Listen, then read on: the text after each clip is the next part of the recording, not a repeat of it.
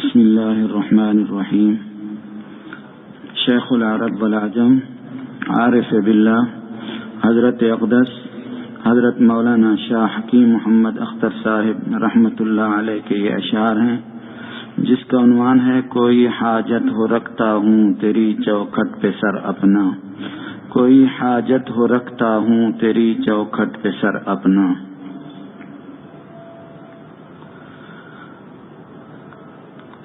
الہی اپنی رحمت سے تو کر دے باخبر اپنا.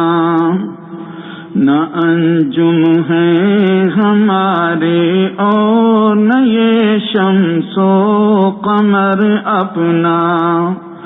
الہی اپنی رحمت سے تو کر دے باخبر اپنا. سوا تیرے نہیں ہے کوئی میرا سنگ در اپنا. کوئی حاجت ہو رکھتا ہوں تیری چوکھٹ پہ سر اپنا.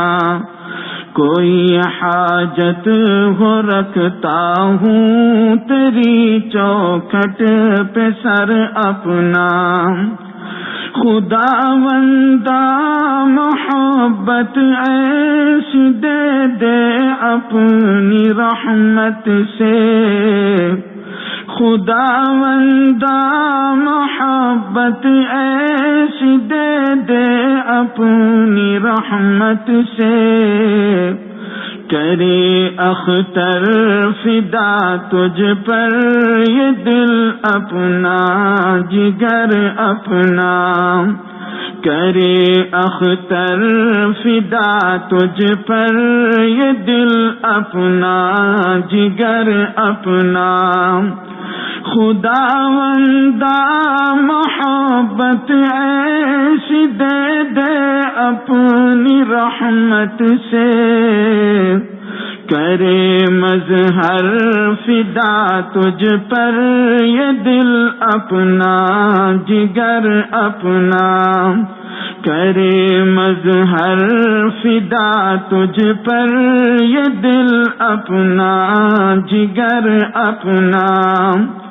میں کب تک نفس دشمن کی غلامی سے رہوں رسوا. میں کب تک نفس دشمن کی غلامی سے رہوں رسوا. تو کر لے ایسے ناکارا کو پھر بارے دیگر اپنا. تو کر لے ایسے ناکارا کو پھر بارے دیگر اپنا. چھڑا کر غیر سے دل کو تو اپنا خاص کر ہم کو. چھڑا کر غیر سے دل کو تو اپنا خاص کر ہم کو. تو فضل خاص کو ہم سب پہ یا رب عام کر اپنا. تو فضل خاص کو ہم سب پہ یا رب عام کر اپنا. بفیض مرشد کامل تو کر دے ہنس زاغوں کو. بفیض مرشد کامل تو کر دے ہنس زاغوں کو. کہ وقف خانقاہ شیخ ہے قلب و جگر اپنا. ہنس کیا ہے چڑیا نہیں ہاں تو بفیض مرشد کامل تو کر دے ہنس زاغوں کو. ہنس اور زاغ دونوں پرندے ہیں. ہنس تو ایک وہ پرندہ ہے جو موتی اس کی غذا موتی ہوتی ہے، یعنی دہائی آدھا غذا وہ کھاتا ہے، اور زاغ کوے کو کہتے ہیں جو غلاظت کھاتا ہے، دونوں میں زمین آسمان کا فرق ہے۔ تو ہنس سے مراد یہاں نیک لوگ ہیں، اللہ والے، اور زاغ سے مراد فاسق، گناہگار، اللہ کے نافرمان، یہ مراد ہے۔ تو کیا ہے؟ تو بفیض مرشد کامل تو کر دے ہنس زاغوں کو، زاغوں کو، کووں کو، یعنی گناہگار لوگوں کو آپ ہنس بنا دیجئے، جس کی غذا موتی ہوتی ہے، یعنی وہ اچھی غذائیں کھاتا ہے، مراد اللہ والے ہیں، تو آپ اللہ والا بنا دیجئے گناہگاروں کو، اور اپنے فضل خاص کو ہم پہ عام فرما دیجئے۔ پھر پڑھ لیں اس کو۔ بفیض مرشد کامل تو کر دے ہنس زاغوں کو، کہ وقف خانقاہ شیخ ہے قلب و جگر اپنا۔ دیکھیے مفتی شفیع صاحب رحمۃ اللہ علیہ اپنے وقت کے مفتی اعظم پاکستان تھے۔ انہوں نے حکیم الامت، اپنے شیخ کو حکیم الامت مجدد الملت مولانا اشرف علی صاحب تھانوی رحمۃ اللہ علیہ کو خط میں لکھا کہ حضرت میں جہاں بھی جاتا ہوں میرے دل کی سوئی کا رخ خانقاہ تھانہ بھون کی طرف رہتا ہے۔ یہ الفاظ تھے حضرت کے، جہاں بھی میں جاتا ہوں میرے دل کی سوئی کا رخ خانقاہ تھانہ بھون کی طرف رہتا ہے، ایسا تعلق تھا۔ تو بس حضرت نے فرمایا تھا کہ ریڈیو کی سوئی کا رخ، اگر ریڈیو کی سوئی کو سیٹ کر دیا جائے ریڈیو پاکستان کراچی پر، تو یہاں سے آواز آتی ہے یہ ریڈیو پاکستان کراچی ہے، اور یا بی بی سی پر تو بی بی سی لندن آپ کو خبریں دے گا، جدہ یا ریاض یا ریڈیو پر آپ ٹیون کر لیجئے تو وہاں سے تلاوت کی احادیث کی آوازیں آنے لگیں گی، اکثر وہاں سے یہی آوازیں آتی ہیں، کیوں وہ احادیث ہم جب وہاں سفر کرتے ہیں تو وہ ڈرائیور وغیرہ کھول لیتے ہیں ریڈیو، تو احادیث کی آواز آتی رہتی ہے، احادیث سناتے رہتے ہیں وہ حوالوں کے ساتھ، یا قرآن کی آیات آتی رہتی ہیں۔ تو بس اگر اس دل کی سوئی کا رخ اللہ تعالیٰ کی طرف ہو جائے تو زبان سے پھر اللہ کی محبت کی باتیں نشر ہونا شروع ہو جاتی ہیں، مگر یہ دل کی یہ ٹیوننگ یہ خود ہی نہیں ہوتی، کوئی کرنے والا کر دیتا ہے تو پھر ہوتی ہے۔ یہ ٹیوننگ شیخ سے کرانی ہوتی ہے تاکہ دل کی سوئی کا رخ اللہ کی طرف ہو جائے۔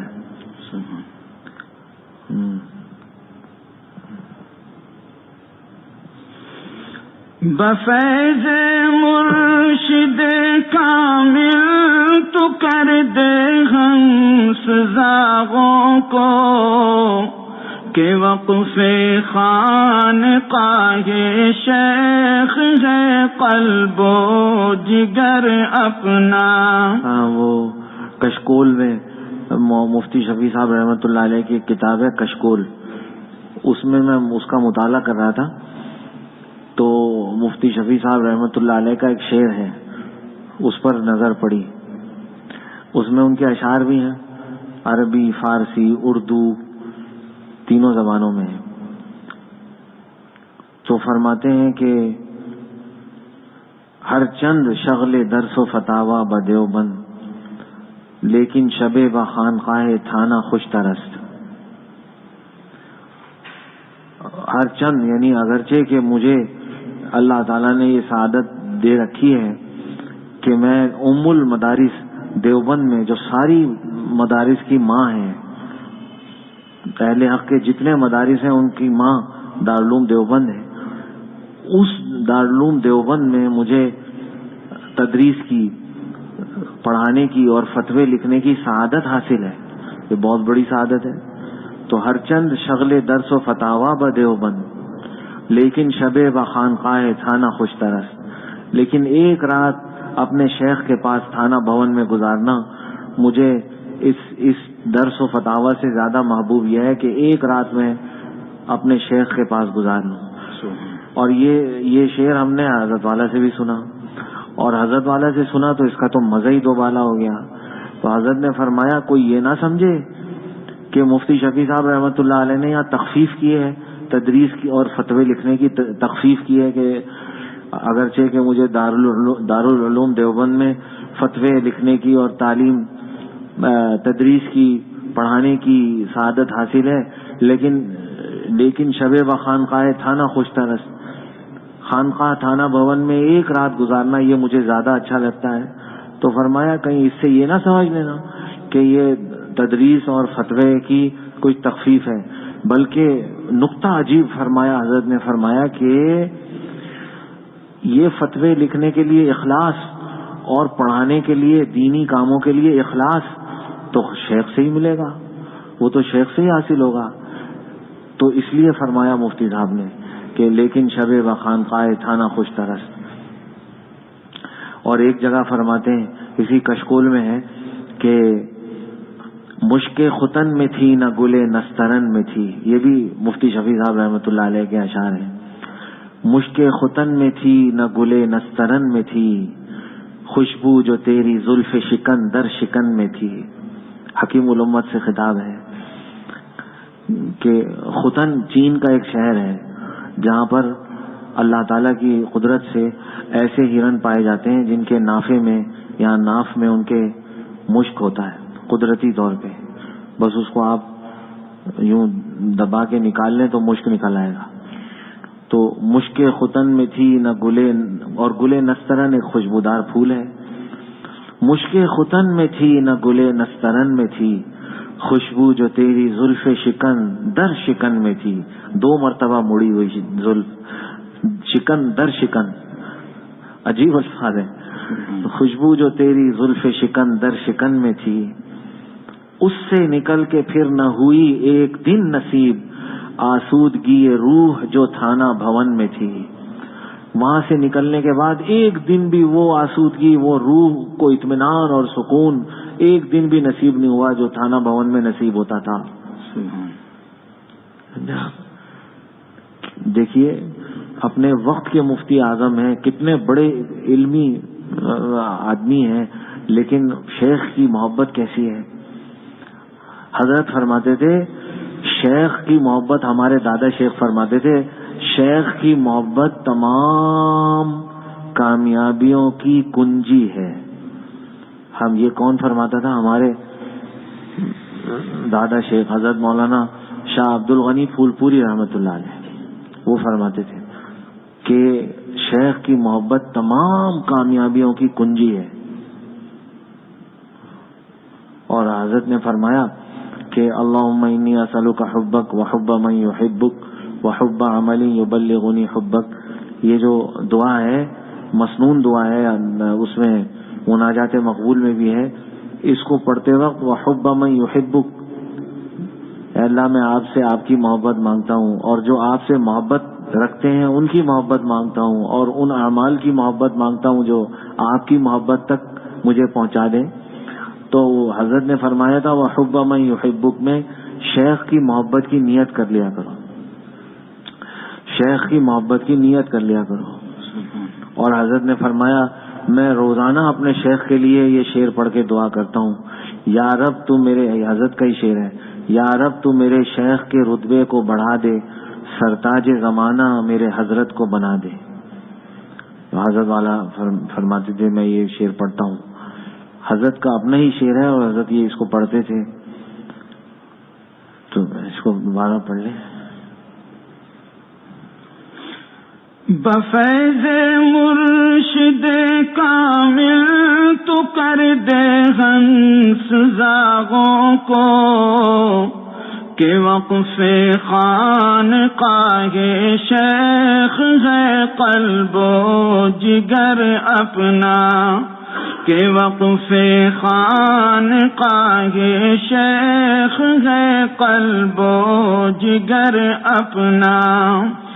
تغافل سے جو کی توبہ تو ان کی راہ میں اختر، تغافل سے جو کی توبہ تو ان کی راہ میں مظہر ہماتن مشغلہ ہے ذکر کا شام و سحر اپنا ہماتن مشغلہ ہے ذکر کا شام و سحر اپنا.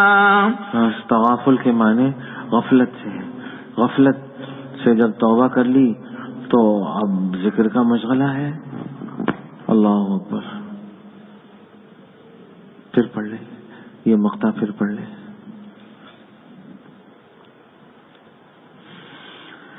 تغافل سے جو کی توبہ تو ان کی راہ میں اختر تغافل سے جو کی توبہ تو ان کی راہ میں مظہر ہماتن مشغلہ ہے ذکر کا شام و سحر اپنا ہماتن مشغلہ ہے ذکر کا شام و سحر اپنا. جزاک اللہ. یہاں آ جاؤ معاذ، ادھر آ جاؤ، آگے آ جاؤ.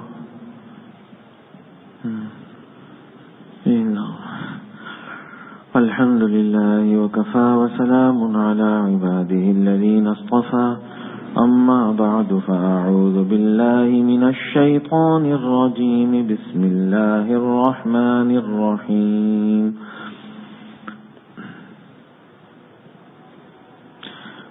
يا أيها الذين آمنوا عليكم أنفسكم لا يضركم من ضل إذا اهتديتم إلى الله مرجعكم جميعا فينبئكم بما كنتم تعملون.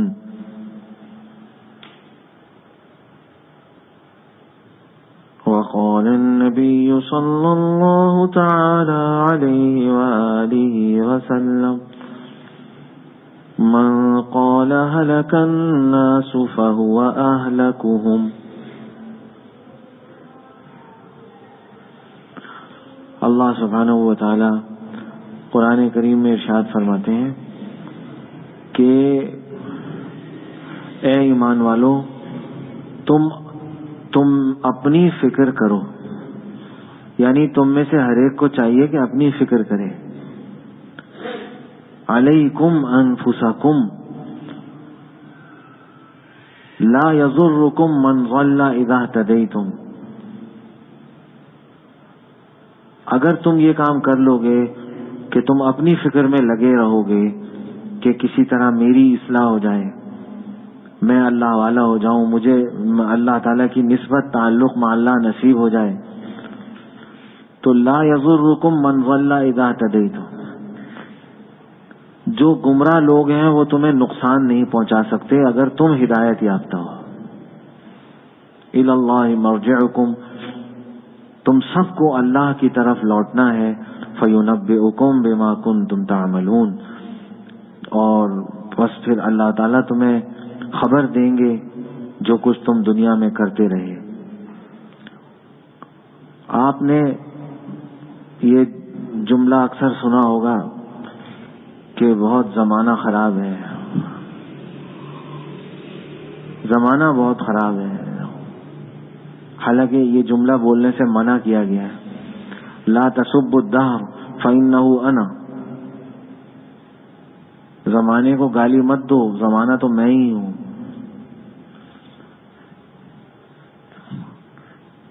تو زمانہ بہت خراب ہے، لوگوں کے خون سفید ہو گئے، مکاری دغا بازی ہے، رشوت سود خوری وغیرہ وغیرہ، یہ سب ہو رہا ہے.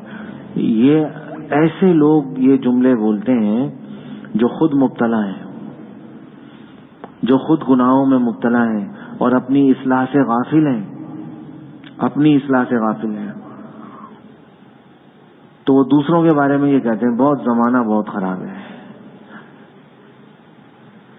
اور خود گناہوں میں ہیں، مبتلا ہیں، اصلاح کی فکر نہیں. تو حضور صلی اللہ تعالی علیہ وسلم نے ایسے لوگوں کے بارے میں فرمایا من قال ہلک الناس، جس شخص نے یہ کہا کہ لوگ ہلاک ہو گئے، لوگ برباد ہو گئے. مفہوم اس کا یہی ہے جو ہم سنتے ہیں کہ لوگوں میں ایمانداری نہیں رہی اور رشوت چل رہی ہے، دھوکے بازی چل رہی ہے، وغیرہ وغیرہ. تو حضور صلی اللہ تعالی علیہ وسلم نے فرمایا جس نے یہ کہا کہ لوگ ہلاک ہو گئے، لوگ برباد ہو گئے، فہو اہلکہم، اگر اس کو اپنی فکر میں نہیں لگا ہوا، وہ اپنی اصلاح کی فکر میں، تو وہ سب سے زیادہ ہلاک ہونے والا اور برباد ہونے والا یہی شخص ہے جو یہ بات کہہ رہا ہے کہ لوگ ہلاک ہو گئے. اس لیے اپنی اصلاح کی فکر بہت زیادہ ضروری ہے. اپنی اصلاح سے غافل نہ رہے کوئی. اسی لیے حدیث شریف میں فرمایا، یہ حدیث ترمذی شریف میں بھی ہے، ابو داؤد شریف میں بھی ہے، ابن ماجہ شریف میں بھی ہے. 3 بڑی کتابوں میں یہ حدیث آئی ہے حضور صلی اللہ تعالی علیہ وسلم کی، کہ حضور صلی اللہ تعالی علیہ وسلم نے فرمایا اذا رأیت شحا مطاعا، جب تم یہ دیکھو کہ لوگ بخل کی پیروی کر رہے ہیں. بخل کی پیروی کرنا یہ بھی ہے کہ پیسے خرچ نہیں کرتے،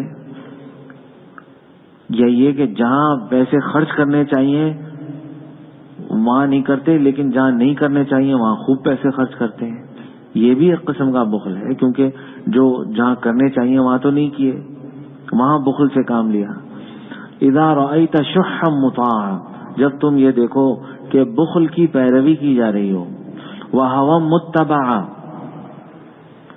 اور خواہشات نفسانیہ کی پیروی کی جا رہی ہو، لوگ اپنی خواہش، نفس کی خواہش کے پیچھے لگے ہوئے ہوں، ودنیا مؤثرا، اور دنیا کو آخرت پر ترجیح دی جا رہی ہو، دنیا کو آخرت پر ترجیح دی جا رہی ہو. بابر بعیش کوش کے عالم دوبارہ نیز، آج تو خیر سے گزرتی ہے، عاقبت کی خبر خدا جانے. کیوں بھائی، ایسا کیوں؟ یہ بھائی بند کر لیں بھائی، یہ موبائل بند کر لیں بھائی.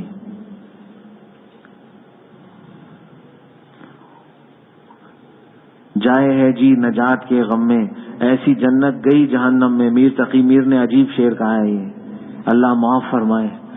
جس کی تربیت نہ ہو اس کا یہ حال ہوتا ہے. جائے ہے جی نجات کے غم میں، کہ نجات کیسے ہوگی، جنت کیسی ملے گی، کیا ہوگا. ایسی جنت گئی جہنم میں. اور غالب نے بھی، وہ بھی پیچھے نہیں رہے، انہوں نے کہا ایسی جنت کا کیا فائدہ، ہزاروں برس کی جس میں حوریں ہوں. تو ہم اللہ سبحانہ و تعالیٰ یہ فرماتے ہیں اپنی فکر کرو بھائی، اپنی فکر کرو. تو حضور صلی اللہ تعالی علیہ وسلم نے فرمایا جب یہ باتیں دیکھ لو، یہ 4 باتیں دیکھ لو کہ بخل کی پیروی کی جا رہی ہو، اور خواہشات نفسانیہ کی اتباع کی جا رہی ہو، اور دنیا کو آخرت پہ ترجیح دی جا رہی ہو، اور چوتھی بات یہ ہے وَإِعْجَابَ كُلِّ ذِي رَأْيٍ بِرَأْيِهِ، اور ہر آدمی اپنی رائے کے عجب میں مبتلا ہو. میری رائے ٹھیک ہے اور میری رائے مانی جائے، باقی سب غلط ہے. یا کوئی طبقہ یہ کہہ رہا ہو کہ ہماری رائے صحیح ہے، باقی سب غلط ہیں، ہم ٹھیک ہیں باقی سب غلط ہیں. فَعَلَيْكَ بِخَاصَّةِ نَفْسِكَ، تو اب یہ 4 باتیں جب تم دیکھ لو تو تم پر لازم ہے کہ خاص اپنے نفس کی اصلاح میں لگ جانا ایسے زمانے میں. وَدَعْ عَنْكَ أَمْرَ الْعَامَّةِ، عام لوگوں کی باتیں چھوڑ دو، اپنی اصلاح میں لگ جاؤ، عام لوگوں کی باتیں چھوڑ دو. مطلب یہ ہے وَدَعْ عَنْكَ أَمْرَ الْعَامَّةِ کا مطلب یہ ہے کہ لوگوں کی برائیاں، کہ لوگ یہ کر رہے ہیں، لوگ وہ کر رہے ہیں، لوگ یہ کر رہے ہیں، لوگ وہ کر رہے ہیں، یہ کہنا چھوڑ دو. اپنی اصلاح کی فکر میں لگ جاؤں. تو آپ یہ بتائیے، یہ چاروں باتیں جو حضور صلی اللہ تعالی علیہ وسلم نے یہ فرمائی ہیں اس حدیث شریف میں، یہ تو اب موجود ہیں، بالکل پورے طریقے سے موجود ہیں، بدرجہ اتم موجود ہیں. تو بس یہی وہ وقت ہے کہ اپنی خاص اپنے نفس کی اصلاح کی ہم فکر کریں، اور عام لوگوں کے بارے میں ہم کہنا چھوڑ دیں گے بھئی یہ کر رہے ہیں، وہ کر رہے ہیں، وہ کر رہے ہیں.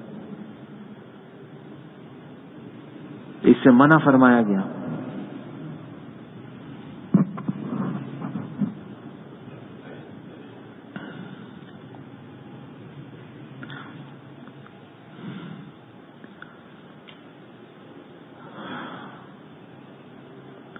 تو معاشرے میں کیا ہو رہا ہے کیا نہیں ہو رہا، بس ہم تو اپنی فکر کریں.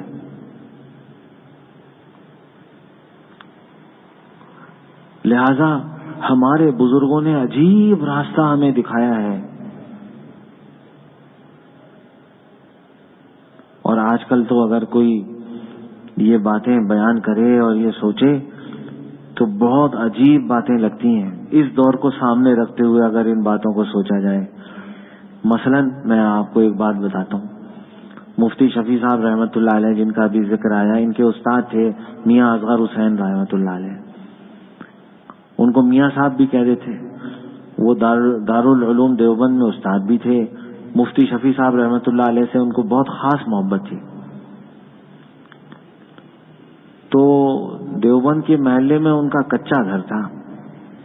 ہر سال بارشیں ہوتی تھیں اور ان کے گھر کی چھت ٹپکتی تھی اور کوئی دیوار وغیرہ اس کو نقصان پہنچتا تھا.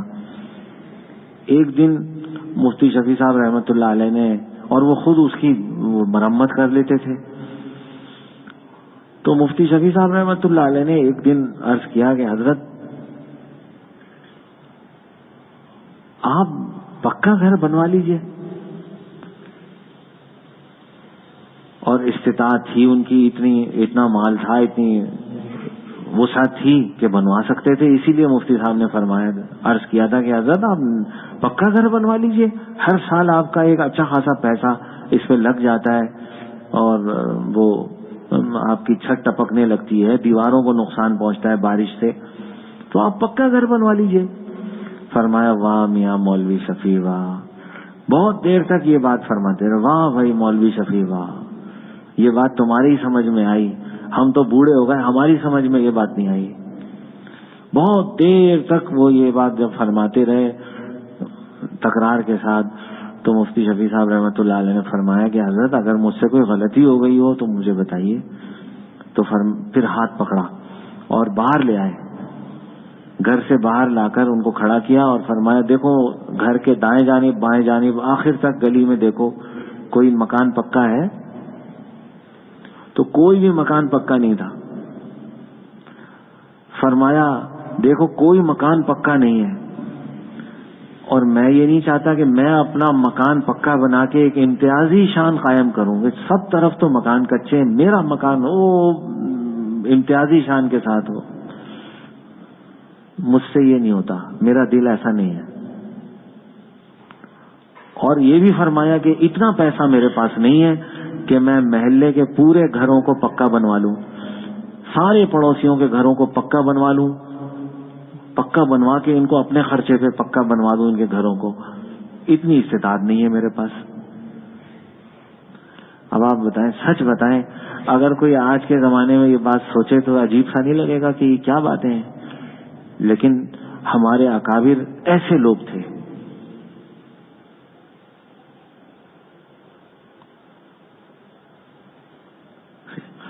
ایک دفعہ انہی کی بات یاد آ گئی. ایک دفعہ حضرت مفتی شفیع صاحب رحمۃ اللہ علیہ ان کے پاس موجود تھے، کھانا وغیرہ کھایا، اور کھانے کے بعد مفتی شفیع صاحب رحمۃ اللہ علیہ چونکہ شاگرد تھے تو دسترخوان اٹھانے لگے. فرمایا مولوی شفیع رک جاؤ، دسترخوان اٹھانا آتا ہے؟ تو انہوں نے عرض کیا کہ حضرت یہ بھی کوئی فن ہے دسترخوان اٹھانا؟ فرمایا ہاں فن ہے. تو مفتی صاحب نے عرض کیا کہ حضرت پھر یہ فن مجھے بھی سکھا دیجئے. یہ کون سا فن ہے؟ تو فرمایا دیکھو یہ جو بوٹیوں کے ٹکڑے ہیں، بوٹیاں وغیرہ، چربی جو بچ جاتی ہے، جو لوگ گوشت تو کھا لیتے ہیں، چربی وغیرہ اور اس طرح کی چیزیں چھوڑ دیتے ہیں، کچی ہڈی جو ہوتی ہے وہ چھوڑ دیتے ہیں. یہ جمع کرو ایک جگہ. اور حضرت نے خود جمع کیا، 4 چیزیں بنائیں کھانے کے بعد دسترخوان پر. تو جو چربی وغیرہ اور بوٹیوں کے ٹکڑے تھے ان کو ایک جگہ جمع کیا، ہڈیوں کو ایک جگہ جمع کیا، اور پھر جو روٹی وغیرہ جل جاتی ہے، کچی رہ جاتی ہے، اس کا ادب یہی ہے کہ اس کو نہ کھایا جائے، اس کو روٹی سے الگ کر دیا جائے پھر کھایا جائے. جو پکی ہوئی روٹی اس کو کھایا جائے، جو کچی رہ جائے کنارہ وغیرہ اس کو الگ کر دیا جائے. تو اس کے ٹکڑے کر لیے. یہ 3 چیزیں ہو گئیں. اور چوتھا یہ کہ دسترخوان پہ ایسے کر کے ہاتھ پھیرا. ہاتھ پھیرنے سے وہ جو چھوٹے چھوٹے بھورے ہوتے ہیں ذرات آٹے کے، جو روٹیاں رکھنے سے دسترخوان پہ لگ جاتے ہیں، وہ جمع ہو گئے. یہ 4 چیزیں بن گئیں: بوٹیوں کے ٹکڑے، چربی وغیرہ، نمبر 2 ہڈیاں، نمبر 3 روٹیوں کے بڑے ٹکڑے، اور نمبر 4 روٹیوں کے ذرات، آٹے وغیرہ کے ذرات چھوٹے چھوٹے. یہ 4 چیزیں. فرمایا دیکھو مولوی شفیع، یہ جو بوٹیوں اور چربی وغیرہ کے ٹکڑے ہیں، اس کے لیے میں نے وہ جگہ مقرر کر رکھی ہے، وہاں ایک بلی آتی ہے، اس کو پتا ہے، اس کو معلوم ہے، وہ آ کر ان کو کھا لیتی ہے. اور یہ جو ہڈیاں ہیں نا، یہ فلاں جگہ میں نے مقرر کی ہوئی ہے، وہاں ایک کتا آتا ہے، اس کو پتا ہے، اس کو معلوم ہے، وہ آ کے یہ ہڈیاں کھا لیتا ہے. اور یہ جو روٹیوں کے چھوٹے ٹکڑے ہیں، ان کے لیے میں نے فلاں اونچی جگہ پہ وہ جگہ مقرر کر رکھی ہے، وہاں پہ پرندے آتے ہیں، وہ کھا لیتے ہیں. اور یہ جو ذرات ہیں آٹے کے، ان کے لیے میں نے فلاں جگہ وہ چیونٹیوں کا بل ہے، چیونٹیاں ہیں وہاں، میں وہاں ڈال دیتا ہوں، وہ چیونٹیاں کھا لیتی ہیں.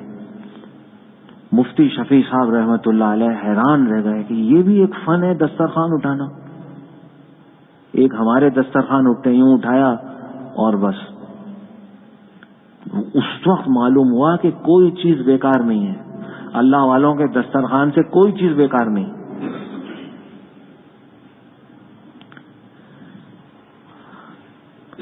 اب آپ اندازہ لگائیے، ہمارے ہاں جو شادیاں ہوتی ہیں اور ہمارے ہاں جو دعوتیں ہوتی ہیں، اور ان شادیوں اور دعوتوں کو چھوڑیے، ہمارے اپنے گھروں میں جو کھانے تیار کیے جاتے ہیں، وہ کھانے، اگر میں غلطی پر نہیں ہوں تو یہ بات درست ہے کہ غریب لوگوں کو تو وہ کھانے میسر بھی نہیں آتے.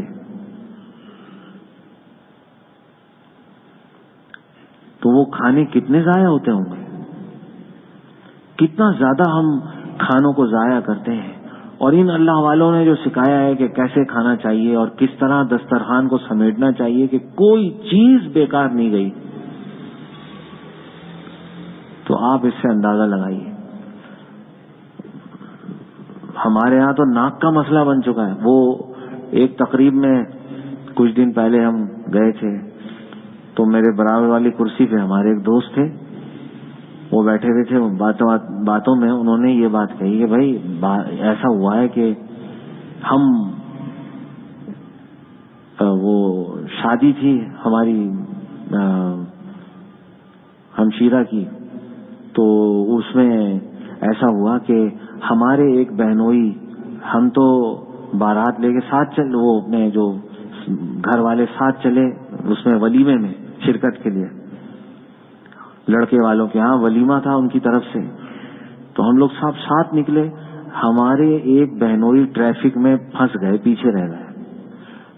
یہاں تک کہ ہم جو شادی کی جو جگہ تھی وہاں ہم پہلے پہنچ گئے، وہ بعد میں پہنچے. ہم لوگ اپنے اتر کے جانے لگے اندر. میری والدہ نے چپکے سے آ کے کہا نہ ایسا نہ کرنا. پھر کیا ہوا، ایسا کیوں، کیا ہوا؟ کہنے لگی وہ بہنوئی کو آنے دیں، بہنوئی کو آنے دو، جب وہ آ جائیں پھر داخل ہونا. تو انہوں نے کہا بھائی وہ آ جائیں گے بہت سے بہت 10 منٹ لگیں گے, وہ پیچھے ٹریفک جام ہے اس میں پھنس گئے. انہوں نے کہا نہیں, یہ 10 منٹ 10 سال, ابھی 10 منٹ برداشت کر لو ورنہ 10 سال بھگتنا پڑے گا. یہ ان کی والدہ کے کلمات تھے. ابھی 10 منٹ برداشت کر لو, یہیں کھڑے رہو, باہر اندر مت جاؤ. وہ دیکھ بھی رہے ہیں لڑکے والے کہ آ گئے ہیں لڑکی والے. میں کہہ رہی نہیں ابھی نہیں, وہ آ جائے بہنوئی پھر جانا, چاہے 10 منٹ ابھی کھڑا رہنا پڑے ورنہ 10 سال بھگتنا پڑے گا. یہ 10 منٹ کا 10 سال بھگتنا پڑے گا. یہ الفاظ تھے ان کی والدہ کے. تو یہ ہم نے اپنی ناک کا مسئلہ بنایا ہے کہ اچھا ہمارا انتظار نہیں کیا, کیوں اندر گئے ہمارے بغیر. اس پہ لڑائی جھگڑے ہوتے ہیں. اس سے اس دن مجھے پتا چلا کہ اس پر بھی لڑائی جھگڑے ہوتے ہیں.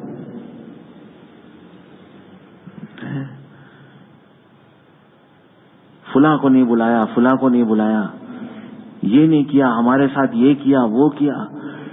ہم حضور صلی اللہ تعالی علیہ وسلم سے بڑھ کر ہیں.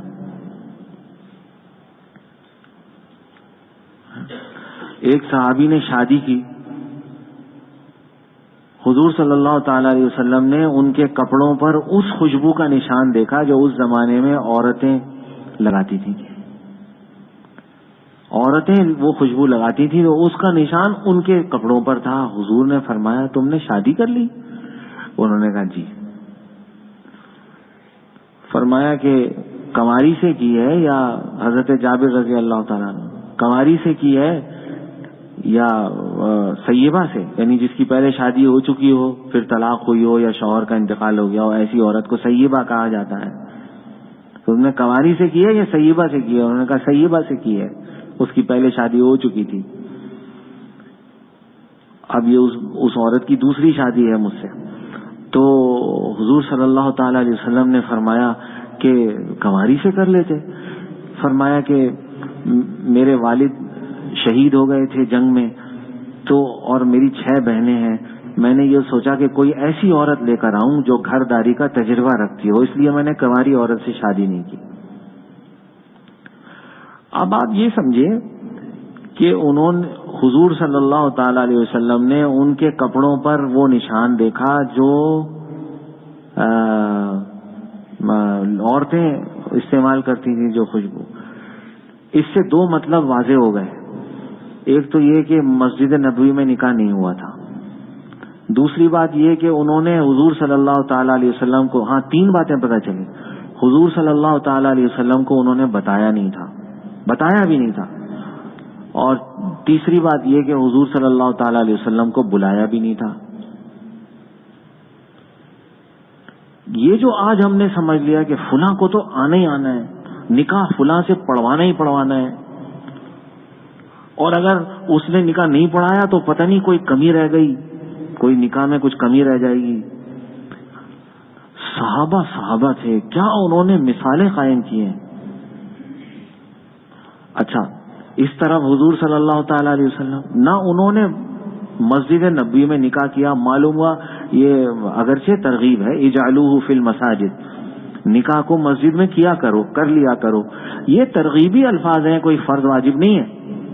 ہاں کر لے تو باعث برکت ہے, لیکن اگر نہیں کیا تو یہ نہیں سمجھنا چاہیے پتہ نہیں کتنا بڑا نقصان ہو گیا, ایسا نہیں ہے. تو مسجد نبی میں انہوں نے نکاح نہیں کیا, حضور صلی اللہ تعالی علیہ وسلم کو بلایا نہیں اپنی شادی میں, اور حضور صلی اللہ تعالی علیہ وسلم کو بلانا تو درکنار, آپ کو بتایا بھی نہیں انہوں نے. اور مدینہ منورہ کیا تھا, ہمارے آج کل کے معاشرے کے حساب سے تو ایک چھوٹے سے علاقے سے بھی چھوٹا تھا.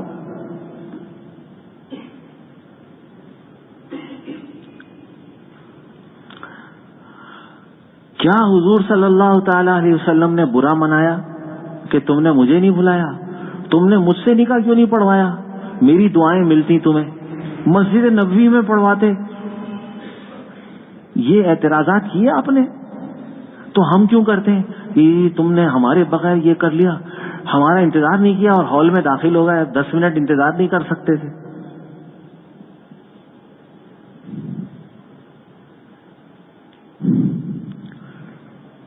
رات کے 3 بجے اور فخر سے بتاتے ہیں کہ ہاں جی وہ ہماری وہ شادی ہوئی تھی, رات کو 3 بجے ہم فارغ ہوئے.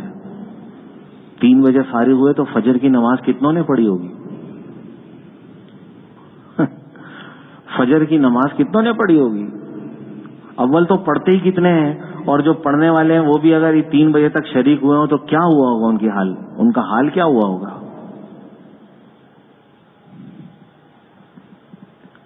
یہ حال ہے اس وقت جس رخ پہ ہمارا معاشرہ چل رہا ہے.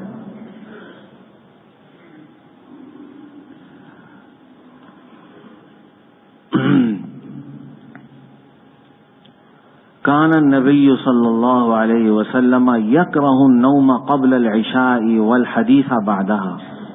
حضور صلی اللہ تعالی علیہ وسلم عشاء سے پہلے سو جانے کو ناپسند فرماتے تھے کہ کہیں عشاء سے پہلے کوئی سو گیا، اب عشاء کے لیے اس کا اٹھنا مشکل ہوگا، عشاء کی نماز خطرے میں پڑ جائے گی. اس لیے عشاء سے پہلے سونے کو آپ ناپسند فرماتے تھے، اور عشاء کے بعد بات چیت کو ناپسند فرماتے تھے. اس بات چیت سے مراد وہ ہے جو بیٹھ کے بس گپیں لگ رہی ہیں، ایران توران کی باتیں ہو رہی ہیں. سمر باللیل، محدثین نے باب قائم کیا اس کے بارے میں، سمر باللیل کہا گیا اس کو. قصہ گوئی، رات کو بیٹھ کے باتیں کرنا. سخت ممانعت ہے اس کی، سخت ناپسندیدہ حرکتوں میں سے ہے یہ. اور ہمارے ہاں محفلیں جمتی ہیں، بے دینوں کا کیا، دینداروں کی بات کر رہا ہوں میں تو.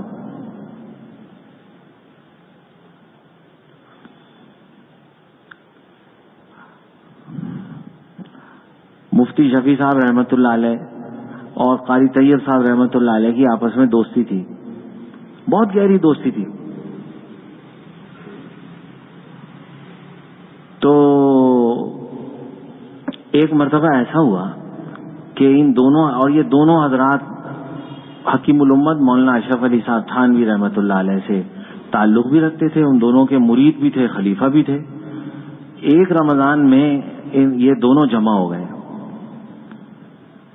اپنے شیخ یہاں، اپنے شیخ کی صحبت میں رہنے کے لیے جمع ہوئے.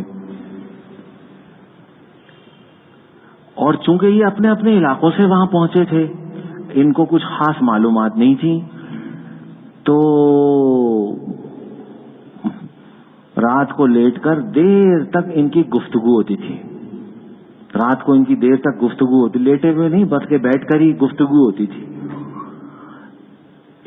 ایک رات گزری، 2 راتیں گزری، تیسری رات جب گزری، تیسری رات جب ہوئی تو خانقاہ میں ایک صاحب نے جو وہاں انتظام میں تھے، انہوں نے کھڑے ہو کر اعلان کیا کہ حضرت کی طرف سے رات کو باتیں کرنے کی ممانعت ہے، اور حضرت کی طرف سے یہ نصیحت ہے کہ رات کو عشاء پڑھنے کے بعد فوراً سو جائیں تاکہ فجر کی نماز خطرے میں نہ پڑے بلکہ تہجد میں اٹھنے میں آسانی ہو.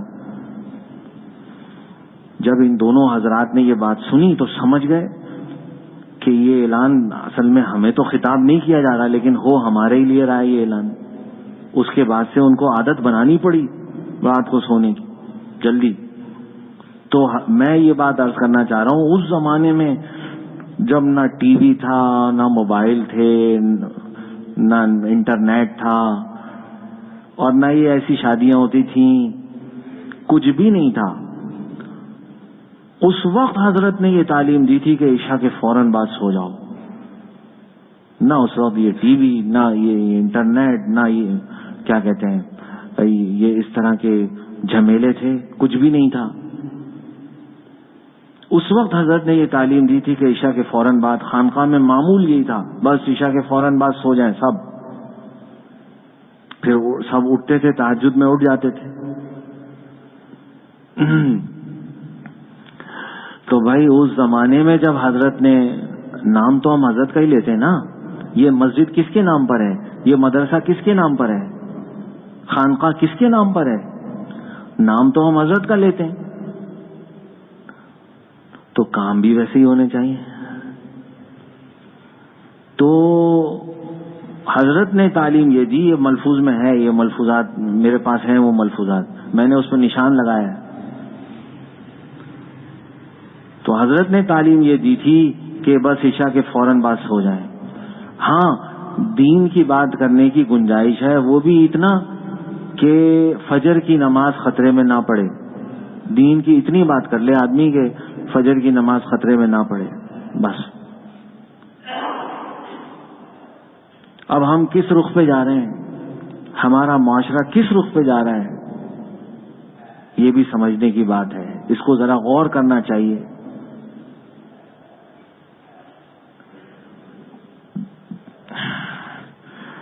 مہندی کی رسم ہو رہی ہے اور پتہ نہیں کیا ہے، مائیوں ہے اور وہ بری ہے اور پتہ نہیں کیا کیا چیزیں ہمارے اندر رائج ہو چکی ہیں.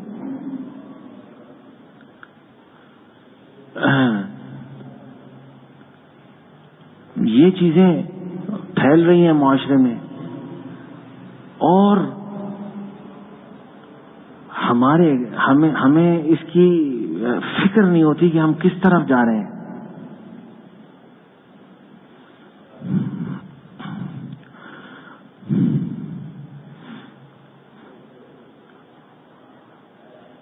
تو ہمارے اچھا اوقات کا یہ حال ہے کہ جو کارڈز پہ کھانا لکھا جاتا ہے کہ اتنے بجے کھانا طعام اتنے بجے، وہ ہوتا نہیں ہے اتنے بجے.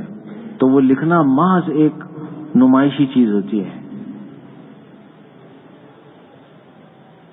ہمارے ساتھ وہ یہاں پڑھتے تھے ایک صاحب، بڑی عمر میں ہمارے ساتھ پڑھنے آئے تھے، شادی شدہ تھے، بچوں والے تھے. تو انہوں نے ہمیں بتایا تھا، اور مولانا ابو الحسن ندوی علی میاں رحمۃ اللہ علیہ کے رشتہ داروں میں سے تھے. تو انہوں نے ہمیں بتایا کہ وہ بچی کی شادی ہم نے طے کی تھی اور ہم نے کہا تھا کہ مغرب کے بعد کھانا ہو جائے گا. اس پہ لکھ دیا تھا. مغرب کے بعد کھانا ہوا اور رخصتی ہو گئی. جو آ گیا اس نے کھانا کھا لیا، رخصتی بھی ہو گئی. پھر بیٹھ کے میں اور میری بیوی پرچے کی تیاری کر رہے تھے. وہ بھی پڑھنے پڑھانے والی تھی، ان کی اہلیہ بھی. تو ان کے بھائی آئے، یعنی لڑکی کے چچا جس کی شادی ہوئی تھی اس کے چچا آئے، ان کے بھائی آئے. تو انہوں نے جب آثار ہی کچھ نہیں دیکھے، انہوں نے کہا یہ کوئی مہمان وغیرہ نہیں ہے. انہوں نے کہا کھانا ہو گیا، ہم نے تو کارڈ پہ لکھا تھا کہ مغرب کے بعد کھانا ہوگا. کھانا ہو گیا، بچی بھی رخصت ہو گئی، اپنے گھر چلی گئی. اب تو ہم امتحان کی تیاری کر رہے ہیں، پرچے کی تیاری کر رہے ہیں. تو وہ تو حیرت سے ان کو دیکھتے رہ گئے کہ یہ کیا ہو گیا. میں یہ عرض کر رہا ہوں ہمارے ہاں جو ہوتا ہے کہ کس طرح شادیاں ہماری ہو رہی ہیں، کس رخ پہ ہماری شادیاں جا رہی ہیں. حضور صلی اللہ تعالی علیہ وسلم نے فرمایا ان اعظم النکاح برکۃ ایسرہ مؤونہ. برکت کے اعتبار سے سب سے عظیم نکاح وہ ہے جس میں مشقت کم ہو. جتنی مشقت کم ہو اتنی زیادہ برکت ہوگی. ہمارے ہاں مشقت بھی زیادہ، خوب مشقت کی جاتی ہے. 6 مہینے پہلے انتظامات شروع کر دیے جاتے ہیں. ہال کی بکنگ ہوتی ہے، فہرستیں بنتی ہیں کہ اس کو بلانا ہے، اس کو بلانا ہے. یہ مشقت ہو رہی ہے اور برکت کم ہو رہی ہے. ظاہر ہے حضور صلی اللہ تعالی علیہ وسلم نے فرمایا جتنی مشقت زیادہ ہوگی برکت کم ہوتی چلی جائے گی.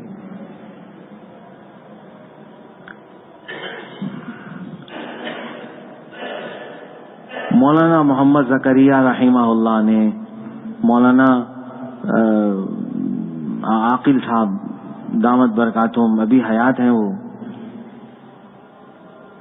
اور حج پر تشریف لاتے ہیں تو وہیں ملاقات ہوتی ہے. الحمدللہ میری کئی دفعہ ملاقات ہو چکی. جب میری پہلی ملاقات ہوئی ان سے تو رمضان کا مہینہ تھا، روزہ ہم نے ساتھ کھولا. میں ان سے بات چیت کرتا رہا. وہ بعد میں مجھے پتا چلا کہ وہ بہت خاموش طبیعت کے آدمی ہیں، بولتے نہیں ہیں. میں ان سے بولتا رہا اور بات چیت میں ہی تھوڑی دیر میں ہی اندازہ ہو گیا کہ یہ کچھ بول نہیں رہے. لیکن بعد میں ان کے متعلقین نے خود بتایا کہ یہ بولتے نہیں ہیں، بہت خاموش طبیعت کے آدمی ہیں، خاموش رہتے ہیں. خیر میں تو اپنی نالائقی سے نہ جانے کیا کیا ان سے پوچھتا رہا، بولتا رہا. تو میں نے بات چیت میں ان سے عرض کیا کہ حضرت مجھے بہت آرزو تھی آپ سے ملاقات کی. میں نے آپ بیتی میں آپ کا واقعہ پڑھا تھا، آپ بیتی میں یہ واقعہ ہے. اختصاراً میں عرض کر رہا ہوں کہ یہ وہاں پڑھتے تھے اس وقت سہارنپور میں. تو حضرت شیخ الحدیث رحمۃ اللہ علیہ نے جمعے کی نماز ہو چکی تھی سہارنپور میں، ان کو بلایا جمعے کے بعد. عاقل ادھر آؤ، اور بلا کر یہ فرمایا کہ میری بیٹی سے شادی کرو گے. اب حضرت شیخ کی جو عزت تھی اور جو تعظیم تھی سہارنپور میں، اگر لفافہ ہوتا تھا نا اس پہ لکھا ہوتا تھا حضرت شیخ الحدیث، مولانا زکریا کا نام وام کچھ نہیں ہوتا تھا، حضرت شیخ الحدیث دامت برکاتہم، وہ لفافے والا سیدھا، وہ ڈاکیا پوسٹ مین، وہ سیدھا حضرت شیخ الحدیث کے پاس پہنچا دیتا تھا، حضرت شیخ کے۔ اتنی اللہ نے عزت دی تھی۔ وہ یہ نہیں کہتا تھا اس میں تو نام ہی نہیں لکھا ہوا، یہ کون ہے، سب جانتے تھے حضرت کو اور سب عزت کرتے تھے، اور کیا ہندو اور کیا مسلمان اور کیا سکھ، سب عزت کرتے تھے۔ اتنے عزت والے اور اتنے بڑے عالم اور اتنے بڑے شیخ الحدیث مولانا خلیل احمد سہارنپوری رحمۃ اللہ علیہ کے خلیفہ، تو فرمایا کہ میری بیٹی سے شادی کرو گے؟ انہوں نے کہا جی حضرت بالکل، کون انکار کر سکتا تھا؟ فرمایا عصر کے بعد آ جانا، یہاں نکاح ہوگا، یہ جمعے کے بعد بات ہو رہی ہے، عصر کے بعد آ جانا، یہاں نکاح ہو جائے گا، مغرب کے بعد رخصتی ہو جائے گی۔ یہ طے ہو گئی بات۔ گھر پہنچے، گھر جا کر اپنی اہلیہ کو بتایا کہ فلاں بچی کا میں نے رشتہ طے کر دیا ہے، فلاں بچی کا رشتہ طے کر دیا ہے۔ انہوں نے کہا کہ کچھ مجھے آپ پہلے بتا دیتے کہ میں اس کا جوڑا وغیرہ بنا لیتی۔ تو اس وقت جو بات فرمائی وہ نقل کرنے کو جی نہیں چاہتا۔ بہرحال آگے سے ان کی اہلیہ نے کوئی بحث نہیں کی۔ وہ آج کل کی بیویاں تو تھی نہیں، وہ آج کل والا معاشرہ نہیں تھا، آج کل والے ذہن نہیں تھے۔ ان کی بیوی نے کچھ بھی نہیں کہا۔ عصر کے بعد نکاح ہوا، مغرب کے بعد رخصتی ہو گئی، اور سب گھر والے اپنے وقت پر سوئے۔ اور آج مولانا عاقل صاحب کو آپ دیکھ سکتے ہیں، اللہ نے ان کو شیخ الحدیث بنایا ہوا ہے، سہارنپور کا، مظاہر العلوم سہارنپور کے شیخ الحدیث ہیں وہ، اور ساری جو اولاد ہے وہ علماء، حفاظ اور اللہ والے، سب نیک۔ برکت والا نکاح اس کو کہتے ہیں۔ اور ہم یہ ایسے نکاح کر کے برکت خود ضائع کر دیتے ہیں، تو ہماری اولاد ایسی کیسے ہو؟ ہمارے گھروں میں برکتیں کیسے ہوں؟ ہم نے تو بے برکتی پر اپنا گھر کی بنیاد رکھی ہے۔ نئے گھر کو بساتے ہیں بے برکتی کی بنیاد پر بساتے ہیں، تو کیسے برکتیں ملیں؟